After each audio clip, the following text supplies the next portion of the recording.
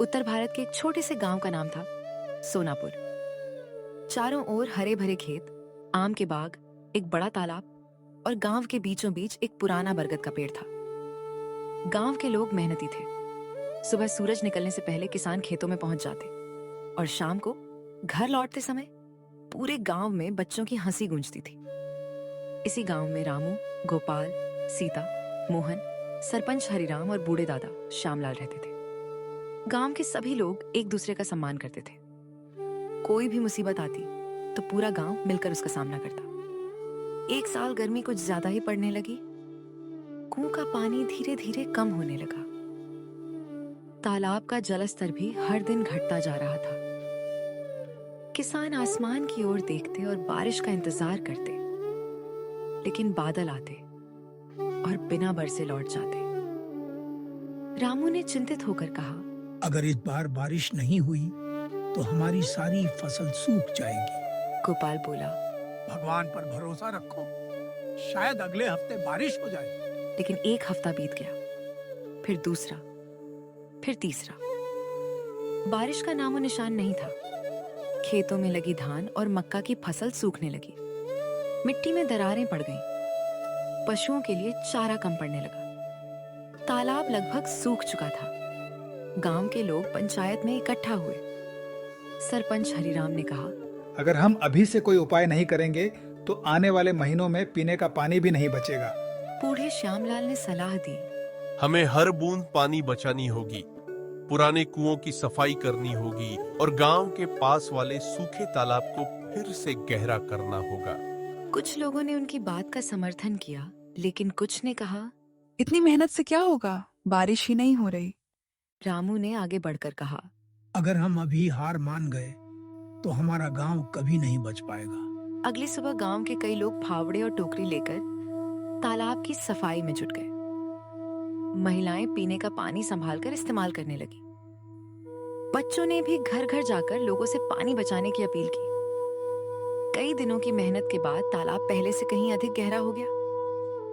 तभी एक शाम आसमान में काले बादल छाने लगे। सभी लोगों की आंखों में उम्मीद की किरण जग उठी। लेकिन तेज हवा चली और बादल बिना बरसे ही आगे निकल गए। गांव में फिर से निराशा फैल गई। अब मुश्किलें पहले से भी बड़ी होने वाली थी। सोनापुर में सूखे को अब 2 महीने से भी अधिक समय हो चुका था। खेत तो पूरी तरह सूख चुके थे। जहां कभी हरी भरी फसलें लहराती थी, वहां अब धूल उड़ती थी। सुबह सुबह खेतों में पक्षियों की चहचहाहट भी सुनाई नहीं देती थी। तालाब लगभग खाली हो चुका था और पुराने कुओं का पानी भी दिन ब दिन कम होता जा रहा था। गांव की औरतें हर सुबह कई किलोमीटर दूर एक छोटे से झरने से पानी लाने जाती। कई बार घंटों इंतजार करना पड़ता, क्योंकि आसपास के दूसरे गांवों के लोग भी वहीं पहुंच जाते थे। एक एक घड़े के लिए लंबी कतार लगती। रामू की पत्नी गीता ने घर लौटते हुए कहा, इतनी मुश्किल तो हमने पहले कभी नहीं देखी। अगर यही हाल रहा तो बच्चों को पीने का पानी भी मुश्किल से मिलेगा। रामू चुप था। उसके चेहरे पर चिंता साफ दिखाई दे रही थी। उसके घर का अनाज भी धीरे धीरे खत्म हो रहा था। उधर गोपाल के बैल कई दिनों से पर्याप्त चारा न मिलने के कारण कमजोर हो गए थे। वह उन्हें देखकर उदास हो जाता। बैल उसके परिवार की सबसे बड़ी पूंजी थे। कुछ दिनों बाद गांव में फिर पंचायत बुलाई गई। सरपंच हरिराम ने कहा, अगर हालात ऐसे ही रहे तो हमें सरकार से सहायता मांगनी पड़ेगी। तभी एक किसान खड़ा हुआ और बोला, मैं अपने परिवार के साथ शहर जा रहा हूँ, वहाँ मजदूरी करूँगा।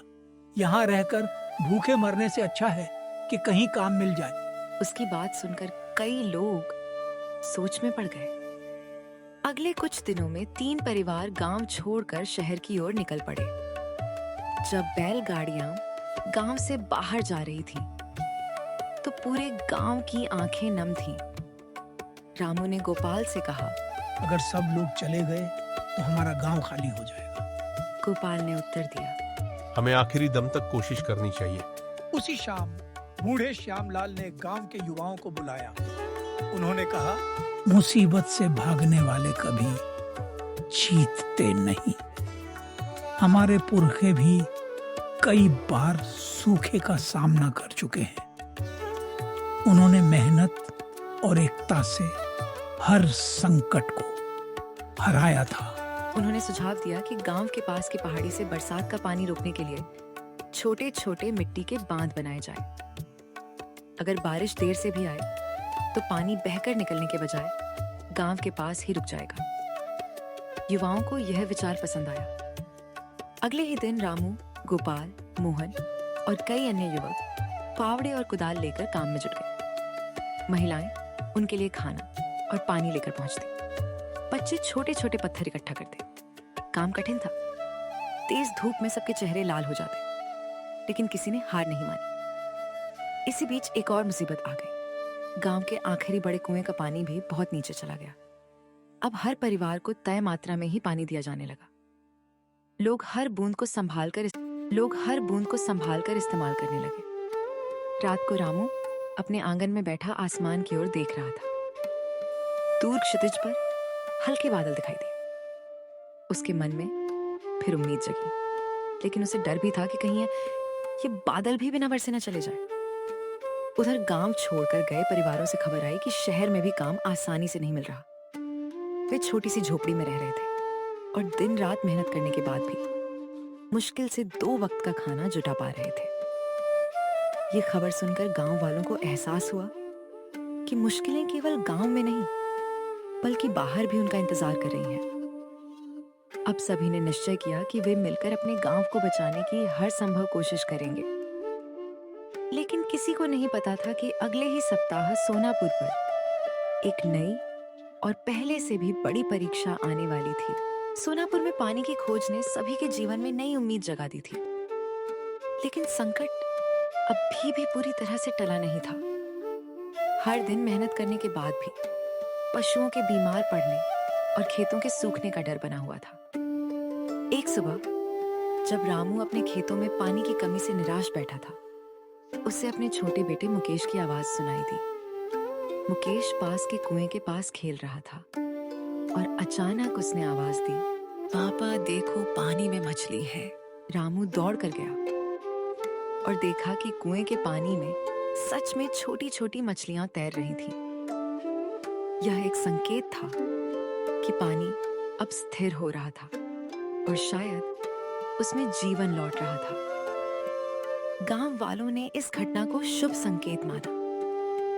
सरपंच हरिराम ने कहा, ये पानी हमें अपने भाग्य पर विश्वास रखना सिखा रहा है। फिर एक दिन जब सभी लोग तालाब के पास इकट्ठा हुए, अचानक आकाश में हल्की बारिश के बादल दिखाई दिए। पहले तो बूंदें बहुत कम थीं, लेकिन धीरे धीरे बारिश तेज होने लगी। खेतों में मिट्टी हल्की गीली हो गई और तालाब में जो पानी था वह कुछ हद तक बढ़ने लगा। सोनापुर के लोगों ने एक बार फिर खुद को संभाला। उन्होंने नए पानी के स्रोतों को बचाने के लिए छोटे बांधों की मरम्मत की और बारिश के पानी को इकट्ठा करने के नए तरीके अपनाए। कुछ महीनों में गांव की स्थिति सुधरने लगी। खेतों में धान की नई फसल आई, पशुओं की हालत भी बेहतर हुई और बच्चों के चेहरे पर फिर से मुस्कान लौट आई। इस कठिन यात्रा ने सोनापुर के लोगों को सिखाया कि मुश्किल चाहे कितनी भी हो, अगर सब मिलकर धैर्य, मेहनत और एकता से आगे बढ़े तो कोई भी संकट लंबे समय तक टिक नहीं सकता। यही थी सोनापुर की कहानी। साधारण लोगों की असाधारण हिम्मत, जो एक सूखे और बीमारी के बीच भी उम्मीद की रोशनी जगाती है।